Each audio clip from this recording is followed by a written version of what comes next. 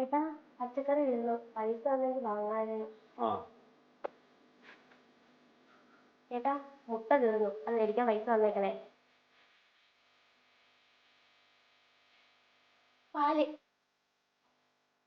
പപ്പടം തേങ്ങയും പയറും.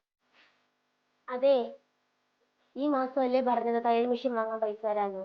അതും കൂടി ഇങ്ങനെ തന്നിരുന്നെങ്കിൽ.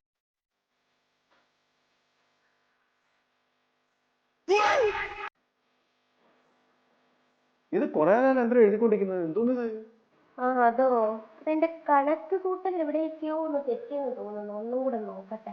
പിന്നെ അന്ന് നിനക്ക് കുറച്ച് പൈസ തയ്യൽ മെഷീൻ കഴിയാൻ വന്നില്ലേ? എന്റെ ബാക്കി എന്തെങ്കിലും ഉടനെ ബാക്കി ഒരു 200 രൂപ വേണം. 200 വേണ്ട അങ്ങനെ എന്റെ ഒന്നും കാണത്തില്ല. തയ്യൽ മെഷീൻ സെക്കൻഡ് ഹാൻഡ് തയ്യൽ മെഷീൻ വാങ്ങിച്ചപ്പോ തന്നെ 4000 രൂപയായി. നിങ്ങൾ എന്റെ കയ്യിൽ 4350 രൂപയാണ് തന്നത്. ആ 4000 രൂപ തയ്യൽ മെഷീനിൽ പോയേ ബാക്കി 350 രൂപ. അതിൻ്റെ അകത്തുനിന്ന് രാവിലെ 100 രൂപയ്ക്ക് മീൻ വാങ്ങിച്ചു. പിന്നെ അപ്പുറത്തെ കൊച്ചിൻ്റെ ബർത്ത്ഡേ അല്ലായിരുന്നു, അതിൻ്റെ ഗിഫ്റ്റ് വാങ്ങിച്ച വഴിയിൽ ഒരു 205 രൂപ. പിന്നെ ആ ഗിഫ്റ്റ് വാങ്ങാൻ കടയിൽ കയറിയപ്പോൾ ദിലീപിന് ബുക്ക് വേണമെന്ന് പറഞ്ഞ് 35 രൂപയ്ക്ക് ഒരു ബുക്ക് വാങ്ങിച്ച്. പിന്നെ ഒരു മുട്ടായി വേണമെന്ന് പറഞ്ഞ് ലോലിപോപ്പ് 5 രൂപ അതുമായി. അപ്പം ബാക്കി വന്ന 350 രൂപയിൽ 345 രൂപ.